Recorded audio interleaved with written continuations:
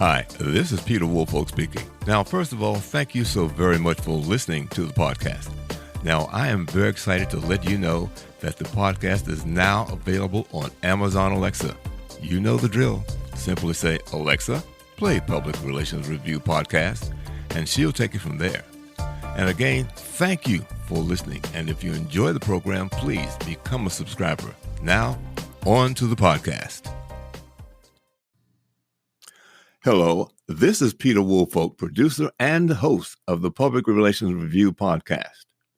When I conceived this program, my idea was to provide public relations practitioners with a wide variety of solid, useful information and guidance from public relations professionals across America. And we are doing that. I will continue to cover important topics such as crisis communications and artificial intelligence and other such important topics. But I will also address other issues such as diversity in public relations, marketing to women, public relations trends, various data concerns, and much more. From time to time, I will also invite vendors of public relations products on to help you better understand how these products can improve your efficiency and your effectiveness. You will learn a lot from our podcast, so thank you for listening, and please inform your colleagues about the Public Relations Review Podcast and continue listening. Thank you so very much. Welcome. This is the Public Relations Review Podcast, a program to discuss the many facets of public relations with seasoned professionals, educators, authors, and others. Now, here is your host, Peter Woolfolk. Welcome to the Public Relations Review and to our listeners across America and around the world. Today, our guest is Kelly Glover. She launched her media career as a Hollywood intern in 2001. Then she earned her stripes as an entertainment reporter, talent agent, and started podcasting in 2007. Kelly went on to host her own syndicated radio show in 2010 before transitioning into podcasting full-time in 2014. Then, in 2017, Kelly experienced that Jerry Maguire moment that led her to launch The Talent Squad, a podcasting, booking, and consulting agency. Now, with just a single client and one staff member, Kelly opened the doors of her boutique agency with offices in New York City and Los Angeles, and she has not looked back. So, joining us today from Los Angeles, welcome Kelly to the Public Relations Review. Hello, thank you so much for having me. It's an absolute pleasure to be on your show, Peter. Well, thank you so much. So I tell you, let's begin by having you tell us what that moment was that led you to start your own business in podcast booking. I will tell you exactly the moment, and it was when I was walking to my Monday to Friday producing job, and I got the phone call, and they said, by the way, we're taking our people in-house. And I went to my other job, and they said, by the way, that 6-month contract is now a 9-month contract, and that's coming to an end. And I thought, you know what? I need to make my own decisions and my own money. So I started my own agency. Well, now, what were some of the first assignments that you had with the single client that you had? Yeah, so that was a client from my initial agency, and we'd already been, so I booked podcast tours for entrepreneurs. So I'd already booked him on about 100 podcasts by that point. So we kept going, and then my quest was to get more clients. So we find, source, vet, and pitch shows. So I just needed more people because at that point, it was me and one client. Like, that is not an agency. Okay. That's a freelancer. Well, why don't you start by telling us some of the things, once you talk to a client about booking them, tell us, if you will, some of the services that you provide for your clients. Sure. So podcasting is relatively new to most people. I've been in it since 2007 and doing the agency since 2000 been in podcast booking since 2014. But the process is usually explaining how podcasts work, how it's earned media, and how it is different to regular public relations. and what assets people need, how we need to pitch them, and what the expectations are. So I need to sort of do a bit of education up front so people know exactly what to expect. And then I'll work with them on their messaging, their topics, their talking points, their one sheet, their media kit, and make sure they're ready for us to pitch. And then once they get the episode, I need to make sure they're ready for the interview, and then what comes after the interview, which is the promotion, leveraging, and repurposing. Now, in terms of that preparation, did you say that you also work up some potential questions for them so that they can have experience responding to them? Yeah, we can sometimes do, well, at the Talent Club we call it practice in private before you go public, because a lot of people get a little bit nervous about that. So we can do mock interviews with them, but we also encourage people, because podcasting is remote and it does require a certain amount of tech, to get that up and running at home themselves and get used to speaking one-on-one into a microphone with the camera on, camera off, and answering those questions. So it can be with us, but it's not just you do a 5-minute 3-question answer and you're ready to go. If someone is an introvert and a bit worried, we do encourage them to do multiple practice interviews with us and with others before they go out there, because podcasts, unlike other media, it's evergreen. It's there for a long time. People will look it up for years. It's not that it's on the TV for that 3-minute segment and it's gone. So you want to make sure you nail it when you do that interview. How do you go about, because there are so many podcasts, how do you go about identifying, let's say your client happens to be an author and that their topic is floral arrangements, if you will. How do you go about identifying all of the podcasts that might be available to pitch for your client? Okay, so if it was an author with a book on floral arrangements, the first thing I would ask is, who do you want to talk to and what do you want them to do as a result of hearing you on a podcast? So if it's an author on floral arrangements, it may very well be weddings and someone doing a DIY wedding. So it doesn't necessarily have to be, it depends on the book and the content. Or it could be, if it's floral arrangements, it could be teaching a group or something like that. So it doesn't necessarily have to be a one category pitch with podcast. And then I would go down the different avenues and find those shows for that. So when you find a show, you've got to do a 2-way vetting process. So is your client suitable for the show, and is the show suitable for the client? Often we get people saying, yeah, I want to be on Tim Ferriss's show.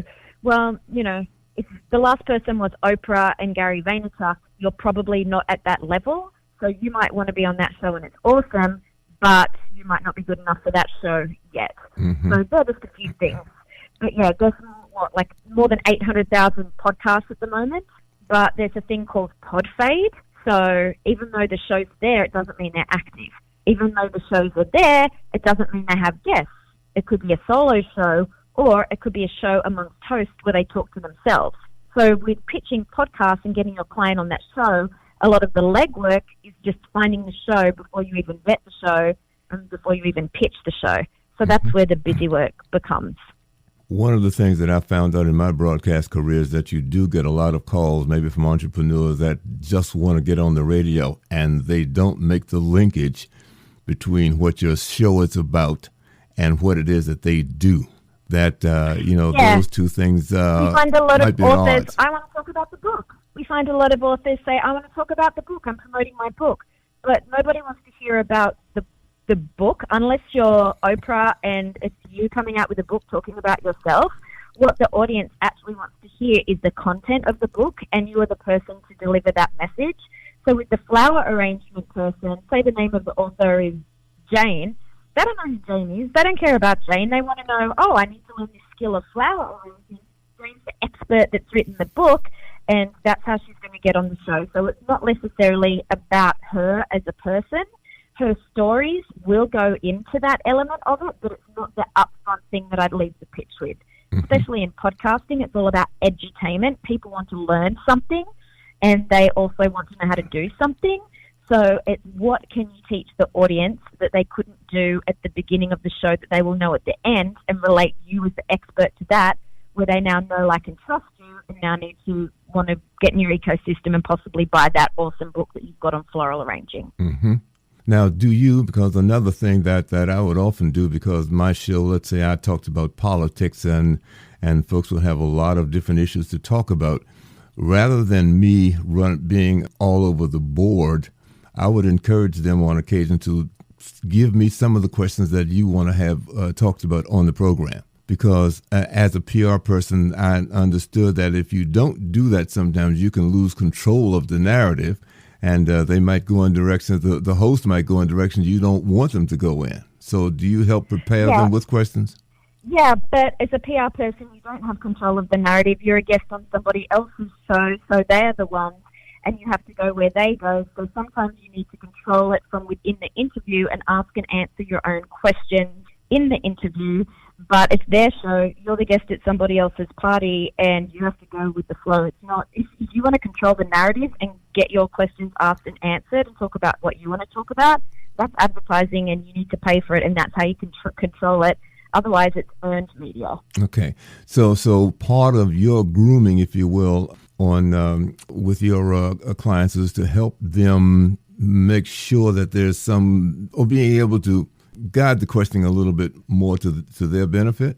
Yeah, well, it's about giving value. It's not about advertising and promotion, and because that's an ad, that's sales. So in podcasting especially, it's about providing value because you're a guest on somebody else's show, but you can get your keywords in there, get your key messaging in there, stay on message, but you can't be a robot. And like I know what politicians do, and I completely get it, and they absolutely have to. But if you're not a politician, well, if you come across as a politician, that's not going to work in podcast. Okay, all right. Because it's not a news medium. Now, how do you explain to your clients the benefits of being on a podcast? Yeah, so the benefits of being on it, there's so many benefits of being on a podcast. I'll run through a few of them with you, but you probably already know them. So a lot of it has to do with personal brand building. It positions you as an expert, so you've got that authority, your credibility, it's helping your reputation, influence, it's amplifying your message, but the amplification is only as good as the message is. So if you don't have everything in place, it's just going to make it louder, so you really need to have that in place. You're accessing niche, established and curated audiences, so you're getting 30 to 60 minutes with an audience, and it's pretty much one-to-one. And that audience is engaged as well because they're not accidentally listening to a podcast. They don't scroll through it. They've gone to a podcast to listen very intentionally. And you as a guest on that show is pretty much a warm introduction because the host has said, yep, Kelly's all right with me. I've hand-selected her to come on this show. There's only 52 spots a year. So already the audience is thinking, well, if they're good enough to be on the show and Peter has already invited Kelly, it's kind of, you've gotten over the first step. The other benefit is podcasting is high-end networking. So it's all about relationship building with the host as well. There's potential for, affiliates, cross-promotions, partnerships, referrals. So sometimes with podcast guests, the host can actually be the target as much as the audience can. And then there's show notes, so that's SEO. Also, the practice refining your message. Those 30 to 60 minutes of constantly getting your message out there, and you'll be able to figure out what the host responds to, what people keep asking you, so you can then tailor your message even further. And it's definitely a pull, not push medium. So it's pulling people to you instead of pushing out your advertising. So that's a lot. That's a lot of benefits to being a guest on podcasts that I don't think you get in all other traditional media, even digital media. Now, what would you suggest would be some of the elements of having a great interview? I would say bringing value to the audience and having a giving mentality instead of going on there saying, I'm there to promote my book or my thing and I want you to buy my stuff. So if you go there to genuinely educate the audience without any expectation of being a salesperson, you're going to get the most value out of that podcast. And also speaking to the audience in a way that they understand at the level where they are and using stories and examples. Mm-hmm. So there's a lot of ways. So you obviously walk clients through all of these steps. Once you get them prepared, then you're ready to pitch them to the various podcast producers?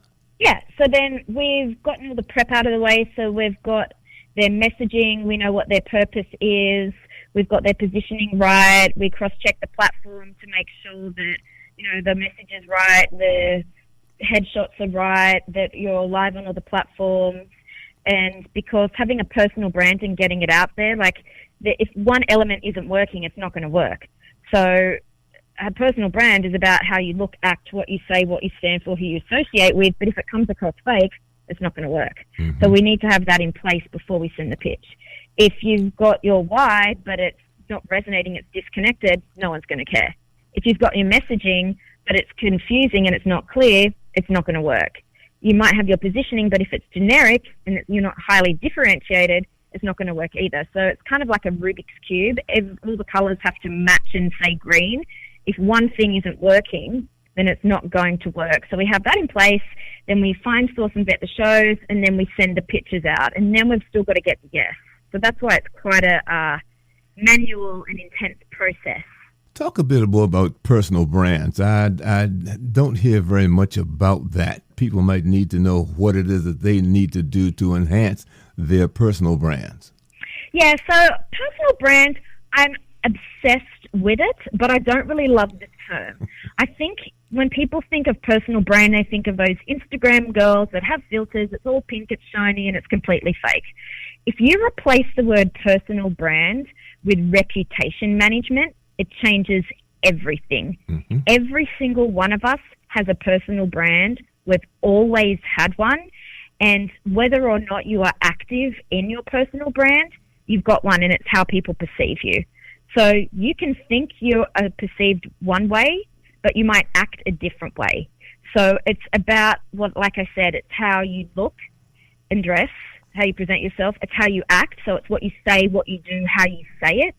It's who you associate with. Like, are you in a photo with Trump or are you in a photo with Obama? Either way, that's saying something about your personal brand. Whether, so it's if you're active or inactive in it.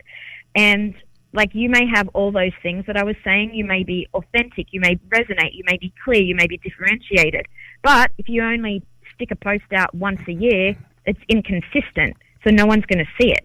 Or if you're only on one platform, no one's going to see it.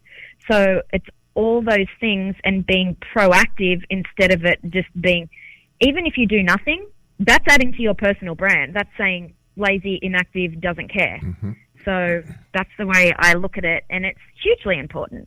A lot of people have been putting everything into their business brand, but if that business falls down or you start another business, the only thing you've got is your own brand, whether you're an employee, whether you're a student, whether you're a business owner, whether you're in politics. That's the thing that goes with you for your entire life, so you must nurture it now in the digital age. Normally how I put that is that your brand is not what you think it is, it's what other people perceive it to be. Absolutely, and sometimes you're wrong. You think, I think that I'm this, and then if you ask around and do little surveys and audits, people see you in a completely different way. So you might think your brand is one thing, but then you might do something which is opposite to what you think it is. So the personal brand exists in between what you do, think and say, and what other people think of you. Mm-hmm. So there's a famous saying, it's like your brand is what people say when you're not in the room. Right. That's pretty much true. So you can change it. You can change you're that. Absolutely right. So a great example of that is I used to weigh 335 pounds. I was a plus-size blogger. I lost 200 pounds. Now, that completely changed my personal brand, and I had to have an entire rebrand because that was about how I looked, that was about how I acted, that's about what I stood for, that was about who I associated with. So my entire brand that I'd built over 5 years kind of disappeared in a matter of months. I lost all my followers and had to start from scratch. Mm-hmm. And that often happens. If you're a marriage therapist and that's what your brand's built around and you get divorced, you got to start again or change it. Not necessarily start again. Sometimes it's changing it. So, and if you're in a situation, which PR, we hear it all the time, if something happens, that can damage your brand and then you have to do reputation management. Mm-hmm. So I think that podcasting is a great way because it's pretty much all those things. It's about your messaging, your positioning, how you can hear by the sound of my voice. That is part of my personal brand. Am I speaking slow? Am I speaking fast? Am I excited? What words am I using? it's an amazing tool for getting that across, but not the only tool, that's for sure, Peter. Now, once you've groomed, if you will, your client, they've made their presentation on one or several other podcasts, what happens after that interview takes place? So after the interview goes, podcasts are often live to tape is what we call it in radio. So it's pre-recorded, done in one go. They might edit out a couple of ums and ahs and stumbles or gaps or whatever. Mm-hmm. But mostly, if you're doing an interview, you need to assume that every word you say will end up going in that podcast. And then the producer or host of the show will finish it and say, okay, it's going to go live on X date. Or they may not even say that because it will need to go to post-production, and you'll get an email. It could be weeks, it could be days, it could be months saying, okay, your show's gone live. And then that is when you need to promote the show. So your responsibility as a guest after the show, it's not usually contracted. Sometimes it is, but most of the time it's an understood and agreed upon that you will promote the podcast, but it's also your chance to leverage and repurpose that content. So if you said something genius in a podcast, you can pull that quote, stick it on an image, put it on Instagram, put it in your social queue, and you can push that out for years to come. That is the benefit of podcasts being evergreen. Mm-hmm. And of course, you will always need to tag the host in every medium, and you don't strip the audio and put it on your own feed. You always need to honor the original content and link back to it. The host will love that, and then you might get asked back on the show again, or you're well positioned to pitch yourself again if you've got another book, another topic that you'd like to come back on the show to speak about. So landing the interview isn't the end, recording the interview isn't the end, and it going live isn't the end. So it's quite a long process, but you can benefit over and over and over again. Well, one of the things that we'll do on this show is that when we do have certain things happen, we will repurpose the interview and actually convert that into a news article and then send that out talking really about what the client said, what their issue is about. But, however, they did it on Public Relations Review podcast, and that also adds a few, gives legs to the program as well. Oh, absolutely. You can pull a transcript. You can make a blog post. You can put a tweet. You can put an Instagram. You can put a Facebook. You can get a behind-the-scenes still of you recording the podcast with the host and then stick that as a still and put the audio on YouTube. You can pull a 30-second snippet and make a meme out of it. You could probably make at least 30 pieces of content out of one podcast interview. Absolutely. Well, Kelly, let me suggest this right now. You have provided our listeners with some very, very good information. We're always in a learning position here. And are there any other good tidbits you'd like to leave with the listeners? Yes. If you are going to pitch a podcast, my number one tip, and it's so obvious, but honestly, you'd be a bit surprised how many people don't do this. Listen to a full episode of the podcast before you do that interview. So you know the format of it, the host. You don't want to go on there joking if it's super serious, but you also don't want to go on there being super serious if it's a fun show. And then you'll get to know more about the audience as well. So always listen before you pitch the show and or go as a guest on the show. That's my biggest tip. Well, very good. My guest today has been Kelly Glover. She is the CEO of the Talent Squad with offices in New York and Los Angeles. And Kelly, I'd like to thank you so very much for coming, and hopefully we'll have a chance to talk to you again. Thank you. It's been an absolute pleasure. Thank you so much, Peter, for having me on the show. This podcast is produced by Communication Strategies, an award-winning public relations and public affairs firm headquartered in Nashville, Tennessee. Thank you for joining us.